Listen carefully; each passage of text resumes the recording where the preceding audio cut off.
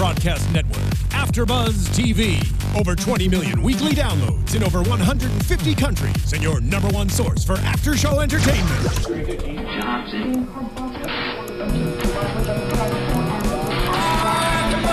AFTERBUZZ TV, the destination for TV superfans. Producing aftershows for over 300 of your favorite TV shows. Interviewing celebrities and showrunners. And bringing you behind-the-scenes exclusives. All thanks to E! Entertainment's Maria Menounos, producer Kevin Undergaro, and internet leader Akamai. Now, let the buzz begin! Take a load off planet. Take a load for free. Take a load. We are rocking out here today at AFTERBUZZ TV. Swaying, feeling the weight from the band for Supernatural Season 10, Episode 8, Hibbing 911. My name is Lyndsey Wegner. I'm hosting today, guys, because unfortunately Tom Connolly is not feeling so well.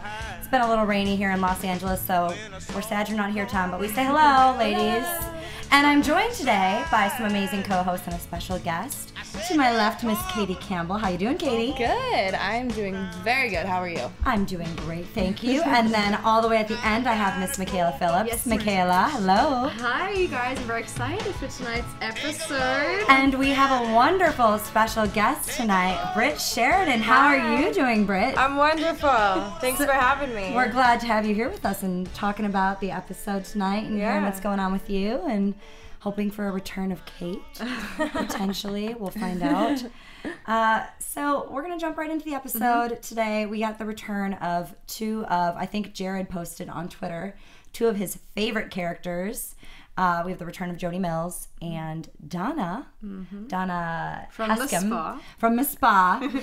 So we get 2 sheriffs. They're coming back for the sheriff's retreat. And our opening scene, we see somebody being killed and ripped apart as in true Supernatural fashion. And so they're here at the sheriff's retreat. And Jody, being typical Jody, just likes to chill. She's got Donna, who's like the cheerleader, happy girl. And you know that they're going to end up being in almost all the scenes together, and they're going to drive each other nuts. And we end up seeing a really nice relationship form between the 2 of them. Ladies, what do we think about Miss Donna when we see her? Were you excited to see her back after seeing her in the spa episode last season? Yeah, I definitely was. And they showed us like the quick kind of recap to show us Donna from the spa episode. And I think it was nice when they bring in characters that we haven't seen for quite a while. And I think it actually tied in really well with tonight's episode, bring Donna back into it. And we also got to see a few other characters in Donna's life, like her ex-husband. So it was very interesting. Yeah, I really like her character. I think she's funny, her little accent, and she's quirky, and she doesn't say any bad words, and she uses other words instead. Shut the front door. Yeah. I say that. I love it. No, I love it. I'd love to see her character back. At first, you almost get a little bit annoyed with her. I mean, I'm from the Midwest, so when I hear that accent, to me, it's like nails on a chalkboard because it's so harsh. And I know when I go back home to Wisconsin, I pick up my accent like that. And I'm back in my, oh no, don't you know, dear Bobble. And it totally, so cute. It falls back in, but it's so normal. But so to me, when I hear it though, I'm like, eee. But I really like how she came back and we saw a strong side of her. We saw Jody kind of put her and her ex-husband in her place and her being upset at first, but then we see her come back and kick some major butt. Oh, yeah. So my whole a little bit of annoyance was totally turned by her kicking butt at the end, which we're going to talk more about. But let's get into then Sam and Dean. They're researching. They're trying to find out more about the Mark of Cain. They get a call from Jody talking about this sheriff's retreat in Hibbing, Minnesota, and that this body has been found. And she says, don't worry. We don't need your help. We got it. What are the boys going to do? They're going to go. Of course they're going to go. Get in the Impala and drive on down. They're going to go, and I love the first initial connection between them and Jody and Donna, and them being like, oh my God, she ruined the last case for us. We don't want to work with her. what are we going to do? So did you guys think that they were going to actually have her help if they were going to completely push her away or what? I thought she was going to help somehow. I mean, they obviously pushed her away at first, but I love how she came up saying, Agent Freely, Agent Chris, I was just about to how mention are that, you?" yeah. So cute. I know. I mean, but you knew that she was going to be involved somehow. And like you were just saying, her character went from her ex-husband was kind of talking her down and she was taking it to all of a sudden she's chopping heads off at the end. So you watched her character grow, and I love the friendship between the two of them, what they did for each other. And she kind of made Jody a little bit more, I don't even know what the word is. It's Softer? yeah, softer. And you know, she's so negative all the time, and she's got this attitude, I don't want to be here, blah, blah, blah. And then she was different at the end. She actually provided a lot of help. I mean, she was able to get Jody into the morgue so that Jody could call with information. So, I mean, at the end of the day, she was a valuable asset for the guys, especially at the end. We can talk more about that later. But she was a very, very valuable asset. And it was nice to see these two women kind of come together because we saw Jody, the last time we saw Jody was with Alex, correct? And the vampire last season, who she kind of took in as her daughter. So we see a little bit more of Jody's home life as well when her husband, when Doug, Donna's ex-husband, kind of comes up and Jody puts him in his place and calls him a douche. I loved that. But then we see Donna really get upset about this for her kind of putting him in his place. And I think we've all kind of been in a situation like that where you wish you had a friend that would say something. Yeah. Right. I don't know if I'd be upset if... I know, she kind of snapped at Jody for it. He totally deserved that. He did. I think he did. Ladies, you deserve that, I right? think we're all in agreement in that, I think. Yeah. I think dancing with another girl right in front of her. And he doesn't care. He's telling her, he's calling her fat, basically. He deserved that little talk. He did. He did. And so we also see that Jody's having a little bit of an issue with Alex, her daughter at home, and she's not necessarily causing trouble, but she's also not really helping the situation. I'm thinking we're going to definitely see a return of her later this season. I think that would be really cool to see that continue into the season. I think, yeah, it'd be great also to see Jody continue a few more episodes this season as well. What do you think, Britt? Yeah, no, I loved, I thought her character was very endearing, and I really enjoyed her performances and stuff. Actually, I think, yeah. No, continue. No, go ahead. I just had a really cool idea, and I was seeing as we know we're really full aware of your characters, Kate.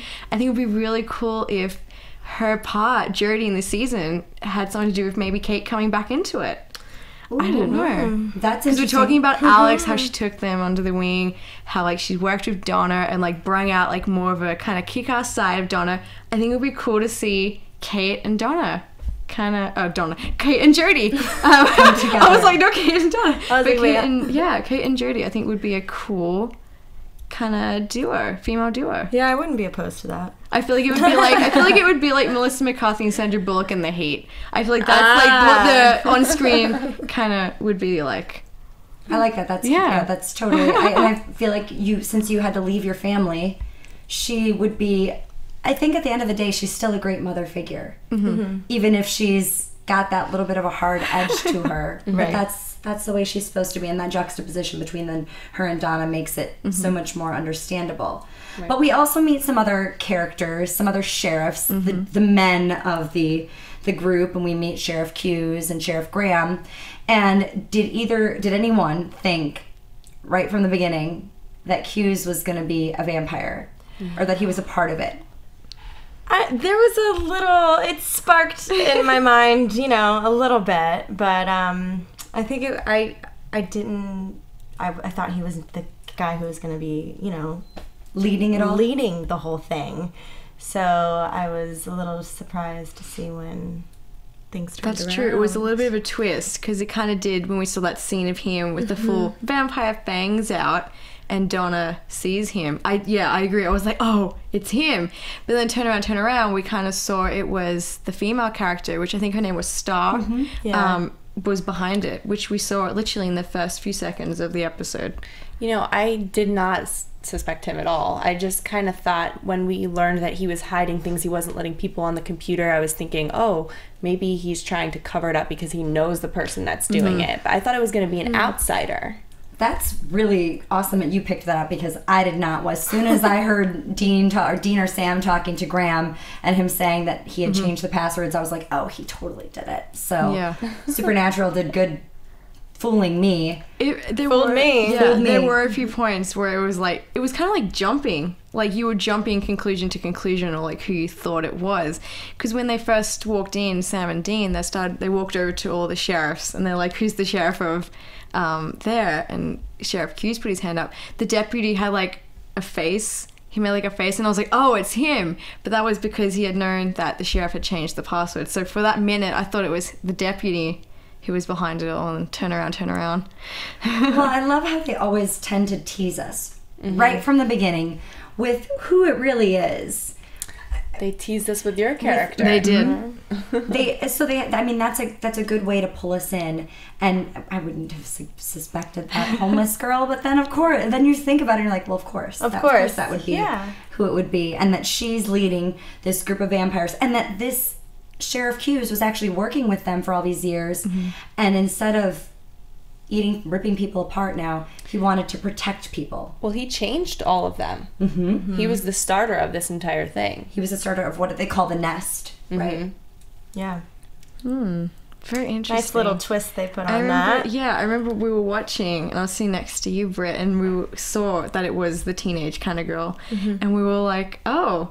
And we like turned to each other and we were like, well, that was in the first few seconds. And I think we even said that like Supernatural very rarely brings in like a character, or even like you think there might be like an extra in that kind of scene that isn't like a monumental part of the kind of the plot storyline. And in this scene, I think we definitely saw that. Well, I didn't even expect her for that, because I thought maybe her, everybody serves a purpose, but I thought maybe her purpose was Jody giving money to this girl. Exactly. And her being a mother figure, seeing this girl that's young out on the street. And I thought that's what her purpose was. And I think they are throwing us off yet again. It was totally an oversight. Totally. Yeah, I just thought that it was a motherly mention coming back to her taking care of Alex. So I wouldn't have thought that she came back. But as I said to you ladies, I loved as soon as she started doing her monologue in that scene. Wonderful. It was brilliant and evil so and sexy and confident and everything you love in a good villain character. It was good. Because it made you love to hate her. She had it going on. She was fantastic. I should have looked up who the actress was. We looked up her name. Yeah, I think it was Morgan. I can't remember now off the top of my head. But she was good. She was brilliant. I think she really added to the scene. She really embodied the character. It was just, I think she comes across like as a really young actress as well. So for such a young actress, I thought that was also really impressive. Yeah, she did a great job. She did a fantastic job. And I mean, this really, really centered at the end of the day around her. And she didn't have much airtime. No, that's the she thing. didn't. And the way that she had to go, I mean, that was pretty intense too. Yeah, but in the scene that she did, it was memorable. I guess that's what counts. Yeah, it absolutely was. As an actress, Britt, I'm sure you can understand that like it's not always like the amount of scenes you have or episodes, but if you're like memorable and you do your part, right? I mean, how do you feel about like what do you bring to your characters when you do Kate and Supernatural? I mean, you just gotta kind of make it your own, you know, and take those moments and really listen to what like the writer is writing and telling, making this person into who they need to be, you know. It's a fun process, I think. Yeah. Did you find it easier when you had a sister to play off of with that? Do you feel like that added a whole different layer? It was a whole different thing, because I didn't really, I got a call that I was going to be coming back, but I didn't get the script till like right before I left to go film. And I was like so excited to find out that like I was having a sister, and then I was like, oh, that's cool because they're like brothers and we're like, you know, sisters. So, you know, there was that whole play on thing and stuff too. That final scene, we saw a couple really, really great deaths in this episode, and great special effects with the body being completely missing. The one head going off of I think his name was Len. And Len. they also did that for Star, didn't they? Yeah, they did it too. Yeah. But I mean, that Right was off. just such a crazy effect, and loved seeing Donna right behind it with the blood on her face. Just totally jumping in there, because at first they didn't know how to really approach. Do we tell her? Who tells her? Jody, you're gonna have to take care of it. We're not doing it. Leave it up to Jody to tell her and fill her in on everything, and that there are monsters out there. And her surprise that there were monsters at the spa too, and just all of this adding together. And I think that's why sometimes it's nice to have some of these characters come back from other episodes that don't know what's going on. We know Jody knows the story, knows the brothers, but when you bring in a different character but doesn't understand why all this is happening, it just makes it fresh. Yeah. And I think that's where it comes more endearing. You feel more for the person. Go ahead, Katie. No, I was agreeing with you. Oh, okay. Thanks. But yeah, I thought the deaths in this ending were really great. It was great, and for once we actually got like a clean view, like straight on, of actually what happened. Because generally it's kind of like a messy shot, or like you'll see the side, or like behind of like scene. That's Dean and Sam. There you go. Well, you'll see like the behind of them kind of doing it. So I just loved seeing it up close. I think some of you guys were like, "Ooh," and I was like, "That's awesome," because I was really appreciative that we saw it like that. Well, the first few deaths, we did see just like the blood spilling out of the dumpster and the blood splashing on the wall, and with these heads coming off. They finally give it to you. Yeah. All of it right then and there, so that we get to see it. And then obviously they had to end it with Donna doing it. And Dean is the one that was killing the two guys, and I'm like, no, you can't kill this mark of Cain, it's gonna get stronger. But I thought it was interesting how they all got kind of knocked out. They go and they see this sheriff at the in Cripple Creek, and so they see the sheriff, and then he's gone, and he's like, run, and they all get kind of beat up, and we find out about this nest. So when I saw Dean, it didn't even seem like he was really trying to kill. It seemed more like I mean, obviously he eventually killed them, but the kill of Len and the kill of Star were speedy, quick, one shot, where Dean, it took a couple. So when he comes back later and says that the mark, he feels like it's not really taking over anymore. I believe that. I know you disagree. Katie, go ahead. Tell us what you think. I just didn't believe it, because there has to be something more with this mark, and we're gonna learn more, and we're gonna see more of it. And the demon isn't fully away, or the demon Dean is gone, but he still has that inside of him. So I know it's not that easy, and Sam's been freaking out about it this whole time, so I think he's trying to put him at ease. And that's what he did, because then he grabbed his arm, like holding the mark, as if that wasn't the full truth. I also believe it's like Dean, like just denying it. Not necessarily, like, I agree, like, he's kind of like trying to do it to protect Sam, but I also think it's because he's denying. He's like, no, I'm fine. Like, of course I'm fine. Do you know what I mean? I kind of think it's that him telling himself that as well. I agree. He's been saying he's fine for every time somebody asks him. Jody Mills asked him again, tonight. Yeah, and she didn't even know until Sam was like, oh yeah, sorry, I forgot to tell you that Dean's okay. But he said he was fine. And it's him trying to tell everybody else he's fine, but believe it himself. I agree. Yeah. I think it's the human in Dean, like you lady said, the human in Dean coming out saying I'm fine, but the demon just is eventually, it's going to take over. We know that the mark is still there, and even with all the blood that Sam was injecting in the beginning, it's got to come back at some point. We know it's going to come back, and we see that in the previews. So we'll get to predictions. Wasn't the blood there for Demon Dean, not Mark of Cain, or are you saying it's for both? Well, I think it's for both. I mean, it's obviously he was trying to get rid of the demon, but he still has the mark, and the mark needs to be fed. And we don't know how Cain survived with the mark that long, do we? So so then maybe exactly it could be the blood is the answer for both. And we know Cain's returning, so we'll find out how he's going without the mark. Right. I'm sorry to interrupt you, ladies. Lyndsey, can you turn your mic to the left 90 degrees? 90 so we degrees. can get the sweet spot of the mic. There. Sorry, guys. And maybe get a little bit closer. Let me see. I just want make it so that the mic is kind of pointing away from you, so we can get the best right there. Okay. There you go. Got it. That sounds Thank better. you. Sorry, guys. Go ahead, Katie. I wanted to say that I think we all predicted in the very beginning of the season that he was going to need the blood. We're going to keep having to inject him to make this mark of Cain subside, but we haven't seen that. And when Cain does return, I think we're going to learn how he did keep this, or if he even did. Maybe he had problems this whole time. That's very true, yeah. Maybe he was dealing with stuff that we don't know. Britt, what are your thoughts on the mark of Cain? I mean, at the very end of the episode, right before he gets in the car, he does kind of grab it, you know, and start touching it. So I feel like maybe he's trying to convince himself still that, you know, he's okay.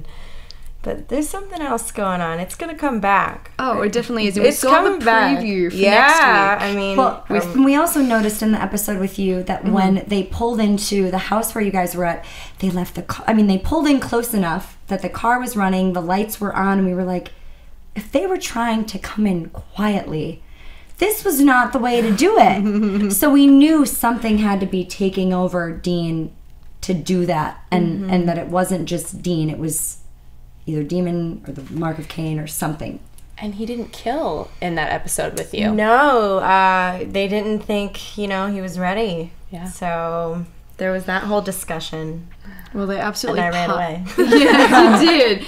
We kept thinking... and you ran over here to us. I did. Yeah, we kept thinking that actually we would see Kate, like, hitch a ride or, you know, at a train station, but nothing yet, which leaves your character very open. Yeah. So They made my exit the exact same as the first time. The first time I walked away on the train tracks. And this time I just walked away on How do you feel like straight. when you're in like that, like, you know, like that's your scene, you have the script that you just kind of written out, like you can be written back in, right? How does that make you feel, like playing the actual Kate? Like, you does know, it have a difference on like how you portray her? I feel like it's always just a constant something new with her. She's got to keep moving. Like she can't ever... She's very upbeat. Yeah, she can never stay in one place too long, and I think that's also because of, you know, her being a werewolf, of course. Like people can't find out, and it's a hard thing to control, but it's, you know, it's fun. Tell us what it's like. I mean, unless we have anything else. No, do go anyone else for it. have anything more to add? For the We can episode go right back now. to We'll it. come back to predictions and stuff. But we're good? I think so. Yeah. Perfect. Tell us what it's like working on set. We've had a few other guests in here that have been just awesome and love being there on set. And you were telling us the last time that they actually let you go and see a Paul McCartney concert before you even left. So that's awesome. They're so cool up there, man. Like the whole crew and the cast and everyone, like they all like gave me hugs and were like, "Welcome back!" Like super nice, super nice. Really and yeah, I had Paul McCartney tickets. I did. I'm like super fangirl, and I bought them like right when they went on sale. And you know, I get a phone call, "Hey, we're gonna need you to fly out on a Sunday evening." And I was like, "Oh, but I'm supposed to be going to the Paul McCartney concert." And they're like, "Oh, it's totally cool. We get it. You know, just fly out and the first thing in the morning." They take such good care of you out there, and they're really so nice. A lot of pranksters. A lot of Have you been pranked on? Yeah. I have. I Who? did. What happened? The boys. The boys of it wasn't Misha. No, It was wasn't. Jared. It was both Jared and Jensen. Jensen. Yeah, the scene that I had when I did like this huge monologue in the diner, and it was like a 3-page monologue. So for me, it was a lot, and I know there was like flashes going back and forth, but I had to film it all the way through. Right. So like there's one point, and I'm getting like kind of emotional about it, and I guess I was just talking too much, and I looked down and I forgot to like swallow my spit, and I started drooling all over myself, and it was on my close-ups. So like the boys just lost it and then started like laughing, and then I was so embarrassed. And when they flipped the cameras like back around, and we like came back 30 minutes later or whatever to do like the guys close-ups, I'm like saying my line, and I look at Jensen, and he just looks at me, and him and Jared just start drooling on themselves. And I was like, "Oh my god, you guys!" Oh my gosh. So yeah, That's they definitely totally funny. like pranked it right back on me. But that makes it fun. It makes it so much fun. Like they make working up there, it's just like it's all no one takes their job super seriously. Everyone's like really you work when you're there and you get the stuff done, but like you also have fun when you do it. That's really great. That makes you comfortable too and not embarrassed when they do something like that back to you. Right. You're like, okay, all right. Yeah, they're super funny and just pranks and that's do all that awesome. stuff too. So now I know we've asked you this, but we have to ask for all the fans and everybody. Do we know if there's a return of Kate coming this season? Can you tell us anything? Well, then that would be, I can't ruin the surprises here. I can't give you anything away. Can't say yes, can't say no. That's an alright answer. Like, that's 50-50. I know, I think we'll take it. Well, I'm just, I have to leave it a mystery. Well, how about we ask you this? If Kate were to come back this season, how would you like to see... Oh, Lisa's slipping. How would you like to see her rewritten back in? Yeah. What would you like the character to go? I don't know. That's a good question. There's a couple different ways I feel like it could go. Maybe the first time I was in college and like had a boyfriend and like went through that whole like losing him and having to kill the best friend, and then I moved to the next chapter, which is like the family.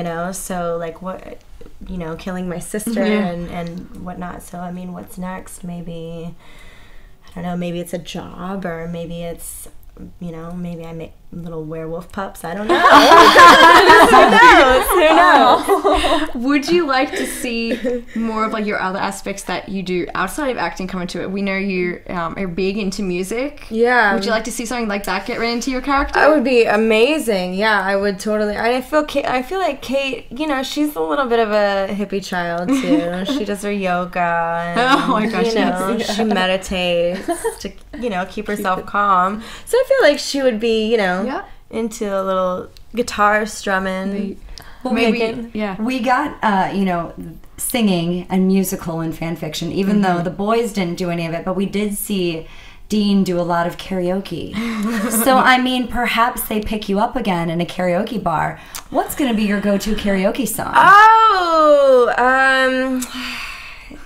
You know what? My new I feel it changes. Sure, it always changes. Like every like year or so. Like this is the new go-to. Right now, currently, it's Alanis Morissette. You Ought to Know. All right. Yeah, that's kind of like my go-to at the moment. That's a fun one. Uh oh. Who scorned you? It is a mystery. Well, tell us a little bit more about your album. You have an album coming out, right? It is the Black Whiskey Union? Yeah, that's my band. Your band, yep. We just released our third EP. Congratulations. Thanks. Yay. It was really exciting, and we just filmed a... Oh. Yay. Oh my God, so fun. We just filmed a live DVD, so that is going to be released January 1st. That's so exciting. Kicking off the year really well. well. Kind of kicking off the year with a bang. Yeah, that's the only way to do it. Yeah, I'm super excited about that. I listened to some of your music. Excited. Very beautiful voice. Oh, thank you. Welcome. I enjoyed it. And you had songs on Laguna Beach, too, right? Oh my God. Yes. We researched. We stalked you. I was like Donna Haskam stalking Jody Mills. We were stalking you. We were the Sam and Dean for you. Oh my gosh, it's funny. Yeah, I did. That's kind of the initial reason why I moved to LA was because of that. But I had a couple songs that I had wrote and sang and stuff that were placed in that TV show, and it just kind of got me introduced to this whole life out here, That's cool. this scene, so if you will. I Yeah. guess. And how do you like it being in this? Because you're originally from LA. No, I'm from Texas. I mean, it's definitely had its ups and downs. Don't get me wrong. But overall, it's been, LA's been pretty good. Treating you well? Yeah. Very good. Aside from the album coming out in January, what else is next? What do you got coming up for us? I've been doing so much music right now. It's been really like I've got the focus. Yeah, it's been kind of the focus, but pilot season's just right around the corner. So There you go. and we shall see, and maybe Kate. Who Hopefully knows? Kate, yes. We're hoping. What you're about coming Kate? Back, 'cause- yeah, Kate. We want Kate back, and I think I like the idea of bringing you back with Jody and Alex. I think that's just like a good a good thing, and seeing like that family, coming back to that family aspect. But I love the like idea of little werewolf pups. I don't know how it's gonna happen, but I that's such a like cute little like fun idea to introduce and to keep you coming back then, even after that. I definitely think it'd be fun to see like in a band aspect too. I love to see them bring what you actually do and what you're passionate about, aside from probably acting, and bring that into your character as well. I remember when we saw your episode this season, we were discussing like, would Kate ever be able to have a normal life? And I think I said that, you know, maybe only if she could with a werewolf. Do you think Kate would ever be able to live a normal life, not moving from town to town? I don't know. I think she's got a lot of her stuff under control. Like, she's been able to handle it, and she's like, she knows what's up. She's a little bit of a boss lady with that. So I think she might be able to like settle down and have a normal life, but would she want to? Fair enough. Is the question. So you're saying she likes the chase, she likes being on the run? Maybe she does. Maybe she gets a thrill out of it. I think she does. That's cool. That's a good answer. Awesome. Well, let's get into some predictions. Yes. And we want everyone's opinion. All right, so we saw Dean ask Cass and have a little heart-to-heart with him, saying that he needs to take him out if he goes to the dark side again. And we see another little snippet of Crowley telling Dean that he hasn't changed. And we also see Dean in the middle of a room, bodies surrounding him in blood. Predictions. Who wants to start? I just wanted to, I don't have, you can start, but I just wanted to say, with the room, with the clip they showed us for next week, was that the blade? I don't remember now. I don't know if, but there was something in his hand. I just don't know if that was in fact the blade that we saw. You know, If it was just a machete. Crowley Yeah, or did something. have the blade last, and he was going to hide it, so it could very well be that he said, you haven't really changed before that scene, and he could have given him the blade. But I really think he's going to go back, and it's going to, I think that's what's going to spark Kane's return, is the fact that it's going to get out of control for Dean. I think this next week's episode, which is the mid-season finale, I think that's going to bring forth my prediction, which I've had for a few weeks now, of the Cass and Crowley alliance. We're seeing Dean in the clip go to Cass saying, you know, you got to, take me out if you need to, if I go to the dark side. And then we're also seeing Crowley say to Dean, son, you haven't changed. So maybe perhaps now that we're seeing Dean in that aspect, it will bring forth Crowley and Cass to have to, I don't know, do something about that. But I don't know if Crowley's the one who's pushed him to it. So I don't know. I hope the alliance comes through. So that's my prediction still. Britt, any predictions? I don't know. I wonder what was in his hand. Now I'm like thinking about it, and I'm like, wait, hold on. So I mean, that could make it go one of, you know, one way or another, depending on what is, you know, what he's holding there. But he's holding on to that wrist, so I think something's brewing. Something's brewing. Do you think it's possible for Kane to come back and take the mark back? Oh, that's an interesting question. I do think, I don't know if he can, Kane, but I do think it's possible. Nothing's impossible on this show. Sure. But Kane's not going to be back till episode 17, Timothy told us. And this will be episode 9. So between that gap of episodes, Maybe that's quite a bit of time. Maybe by 17, though, he would take it back. I would like to see, I don't want Dean to go as a demon or, you know, lose himself in that. I don't But in want the that meantime, what will be going on? If this is the mid-season finale and the Kane, the Mark of Cain is coming forward, which they actually said, what's going to be happening in that time frame? I was all last year and this year even all about Dean having the mark and then going to rule hell with Crowley. I love that idea. I think it's brilliant. I think Sam and him somehow saving Sam's life so Sam can be good and like go on to lead a normal life, like he sacrifices himself for Sam. I love that. But hearing Dean say to Castiel, kill me if I go to the dark side, that can't happen. Remember when he first returned from being a demon, he was saying that he was embarrassed about that whole situation, which we all enjoyed because we loved him and Crowley and those scenes with the bromance. The bromance thing. But I do think that we're maybe in this time frame, the next couple episodes, we're going to see a lot more of the Crowley and Rowena relationship. I mean, last we saw her, she was sitting there and he said, "Mother," and she has to come back in next week's episode. Like, where did she go? What happened? True. I hope it's in next week's episode. It already looks kind of jam-packed with Dean, the Mark of Cain, but hopefully they don't make us wait till next year to see what happens with Rowena. I feel like we'll get a little snippet of her next week just to remind us that she's there and that she's the mother, but he's going to somehow have her chained and, like, held down by some sort of jail type thing so that he can go and take care of whatever's going on. If he needs to go get the blade, if that was indeed the blade in his hand, which we'll find out next week. I have just a really cool prediction that just came in my head. What if Rowena crosses her son, Crowley, King of Hell, and wants to help Dean remove the Mark of Cain? Because she's a witch. I'm sure there'd be like a spell or something. Or the hex. What was it? The hex? The hex bag. Hex bag? I was going to say hex bomb. But maybe there's a way. I don't know. Maybe she'll double cross him. That would, I think, be super cool. Britt, what do you think? Have you been like, did you see Rowena? Yeah, I did. You know, that I wouldn't even thought of that, but like, she is a witch.